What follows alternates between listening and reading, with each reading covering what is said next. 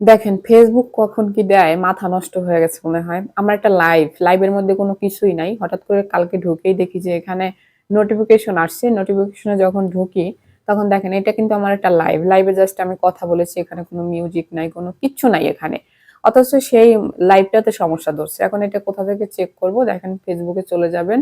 সেই পেজের লোগোতে ট্যাপ করবেন। এবার এখান থেকে আপনি নিচের দিকে যাবেন। এই যে দেখেন এখানে সেটিংস অপশন পাবেন। এবার হেল্প অ্যান্ড সাপোর্ট এ আপনি ট্যাপ করে দিবেন। ঠিক আছে? এবার এখানে দেখেন এই যে ইউর অ্যালার্টস উপরেরটা না মানে নিচেরটা এই যে ইউর অ্যালার্টস এই অপশনে ট্যাপ করে দিবেন। এবার দেখেন এখানে কিন্তু দেখেন আমি লাইভ করছিলাম রান্না করতে, করতে গল্প করতেছিলাম।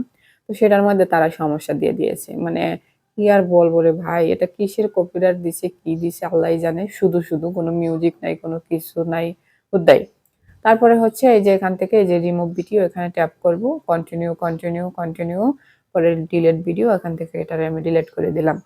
এখান থেকে এটা ডিলিট করে দিলাম। এখন হচ্ছে আমি এখান থেকে বেরিয়ে যাব। আর যাওয়ার সাথে সাথেই দেখবেন যে ভাইলেশন গুলা শেষ। তো আপনাদের হচ্ছে এরকম যদি হয় আপনাদের পেজে অথবা প্রোফাইলে তাহলে কিচ্ছু করার নাই। যত ভাইরাল ভিডিওই হোক, যত আপনার কাছে যতই মনে হোক যে সমস্যা নাই আপনার ভিডিওতে, তারপরে ওইটাকে ডিলিট করে দিবেন। তা না হলে আপনার পেজের অনেক বড় ক্ষতি হয়ে যাবে।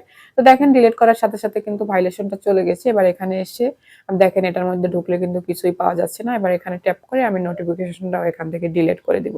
এই যে দেখেন এখান থেকে আমি নোটিফিকেশন ডিলিট করে দিলাম। তো এইভাবেই যদি আপনাদের পেজেও সমস্যা হয়, এরকম সমস্যা পান তাহলে এই কাজটা করা ছাড়া আর কোনো উপায় নেই।